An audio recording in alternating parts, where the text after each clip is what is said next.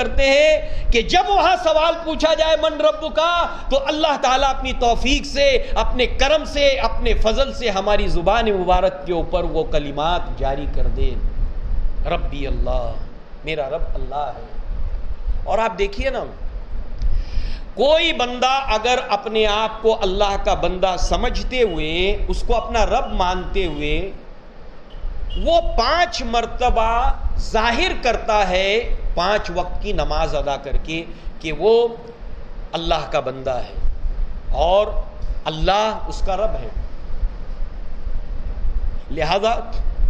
اللہ تبارک و تعالی وہاں پر ہم پر رحم فرمائے اور یہ جوابات ہم کو اللہ تعالیٰ اپنے فضل سے ہم پر ظاہر ہو جائیں، اس لیے ہم اس کی عبادت کرتے ہیں۔ اسی کے ساتھ ساتھ جب یہ تینوں سوالات ہو جائیں گے تو فرشتے ایک اور بھی سوال پوچھیں گے، مگر اس سوال کا تعلق ان سوالوں کی طرح نہیں ہے، تھوڑا ڈیفرنٹ سوال ہے۔ وہ سوال ہوگا تمہیں یہ سب کیسے معلوم ہوا؟ جانتے ہو کیا کہے گا؟ میں نے اللہ تعالیٰ کی کتاب پر میں ایمان لایا تھا، میں اس کو پڑھتا تھا، اس کو سمجھتا تھا، میں اس کو پڑھتا تھا، سمجھتا تھا، میں اس پر ایمان لایا تھا۔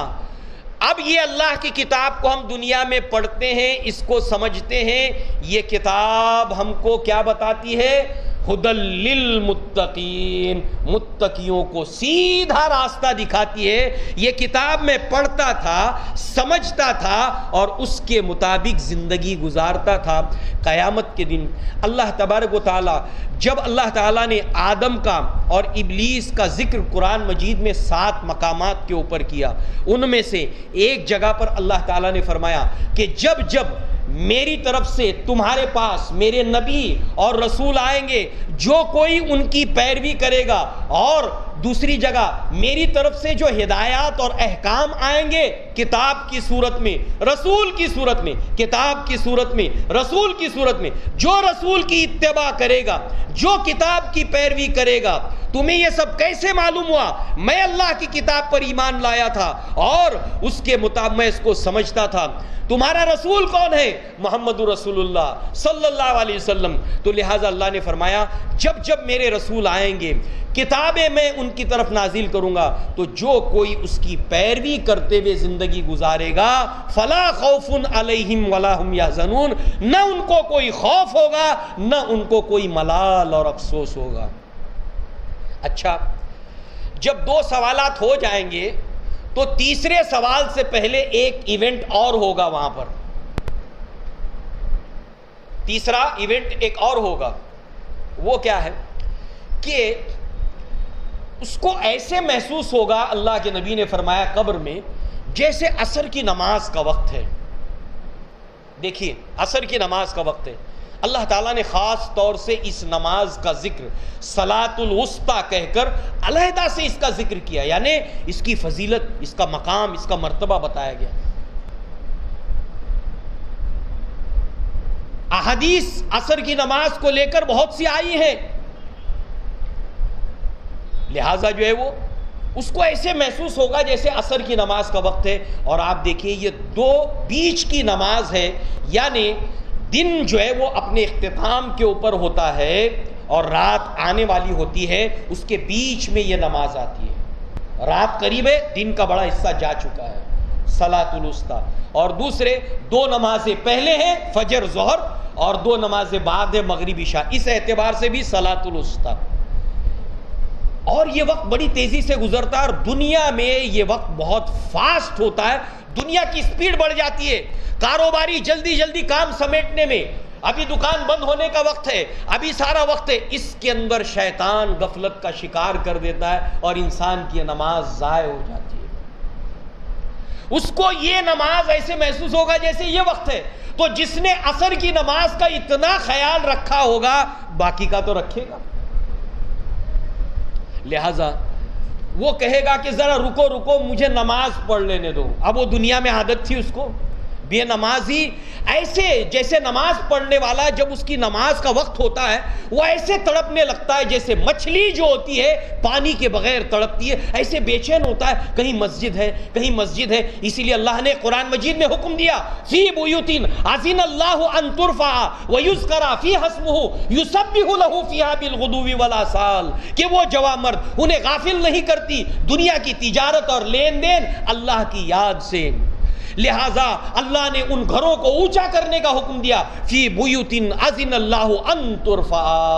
کہ اتنی ساری بلڈنگوں کے اندر وہ بے نمازی تڑپ رہا ہے، اے اللہ میں کہاں جاؤں، مجھے وضو کرنا ہے، مجھے نماز پڑھنی ہے، اس کو فوراً دکھائی دے ارے یہ مینار مسجد ہے، اور اس کو سکون ملتا ہے اللہ تعالیٰ کی یاد سے۔ اقیم الصلاۃ لذکری، نماز کو قائم کرو میری یاد کے لیے۔ اقیم الصلاۃ لذکری، جب وہ نماز پڑھتا ہے اللہ کو یاد کرتا ہے تو اس کو اللہ تعالیٰ کا ذکر جب میسر آتا ہے، الا بذکر اللہ تطمئن القلوب، سنو کہ اللہ کے ذکر سے دل کو اطمینان ملتا ہے، اور پھر وہ نماز پڑھ کے باہر نکلتا ہے تب جا کے اس کو سکون ملتا ہے، جیسے وہ مچھلی پانی میں دوبارہ ڈال دی جاتی ہے تب اس کو سکون ملتا ہے۔ تو اس کو ایسے محسوس ہوگا جیسے عصر کی نماز کا وقت، کہے گا مجھے تھوڑا نماز پڑھ لینے دو میرا وقت جا رہا ہے، کہے گا اب ختم نماز، اب یہاں کوئی نماز نہیں، تب وہ اللہ کے نبی صلی اللہ علیہ وسلم کے تعلق سے پوچھا جائے گا، وہ جواب دے گا کہ یہ محمد صلی اللہ علیہ وسلم اللہ کے رسول ہیں، یہ ہماری طرف رسول بنا کر بھیجے گئے تھے۔ اس کے بعد اس کو مبارکبادیاں دی جائیں گی، اس کی قبر کو وسیع کیا جائے گا، اور اس طریقے سے اس کو کہا جائے گا کہ اب سو جا، اب سو جا، جس طریقے سے ایک نوی نویلی دلہن سوتی ہے اور اس کو سوائے اس کے پسندیدہ شخص کے اور کوئی نہیں اٹھاتا۔ جب شادی ہو گئی، پہلا دن ہے گزر گیا، اب اس کے بعد صبح اٹھانے کے لیے نہ ساس جانے کی ہمت کرتی ہے، نہ سسر، نہ کوئی، بلکہ اس کو جو اٹھاتا ہے وہ اس کا شوہر اٹھاتا ہے۔ بالکل ایسے ہی جب حشر برپا ہوگا اس وقت اللہ تبارک و تعالی جو مقرب فرشتہ ہے ایک اچھی شکل و صورت میں اس کو بیدار کرنے کے لیے آئے گا۔ تو لہٰذا وہ برزخی زندگی آرام کی ہو، جب قبر کشادہ کر دی جائے گی ان سوالوں کے جواب کے بعد، اس کو جنت دکھائی جائے گی اور کہا جائے گا یہ وہ مقام ہے جس میں تجھے ہمیشہ رہنا ہے، کیونکہ تو دنیا کے اندر ایک مقصد کے ساتھ زندگی گزار کر آیا ہے جس کے لیے تجھے پیدا کیا گیا تھا۔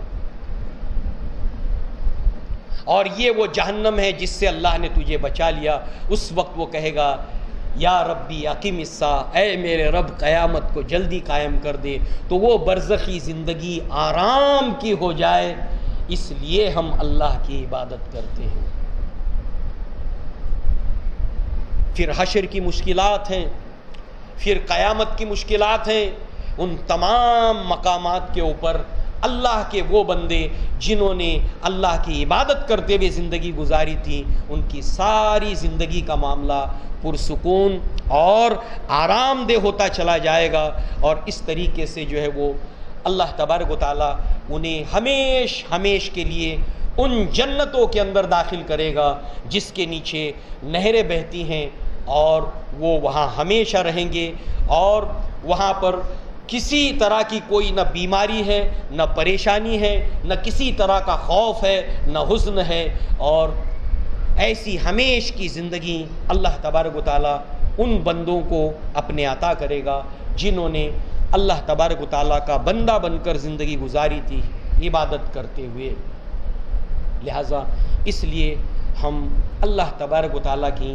عبادت کرتے ہیں۔ اللہ تعالیٰ سے دعا ہے کہ اللہ تعالیٰ ہمیں اپنی عبادت کے لیے جس کے لیے اس نے ہمیں پیدا کیا، اللہ تعالیٰ ہمیں اس کی عبادت کرنے کی توفیق عطا فرمائے۔ اللہ تعالیٰ رسول کے بتائے ہوئے راستے پر ہمیں چلنے کی توفیق عطا فرمائے۔ اللہ تبارک تعالیٰ اس کی نافرمانیوں سے ہمیں بچائے۔ اللہ تعالیٰ اس طرح سے ہمیں اس دنیا سے لے جائے کہ وہ ہم سے راضی ہو، ہم اس سے راضی ہوں۔ اقول قولی ھذا واستغفر اللہ لی ولکم ولسائر المسلمین والمسلمات وآخر الدعوانا ان الحمد للہ رب العالمین۔ السلام علیکم ورحمۃ اللہ وبرکاتہ۔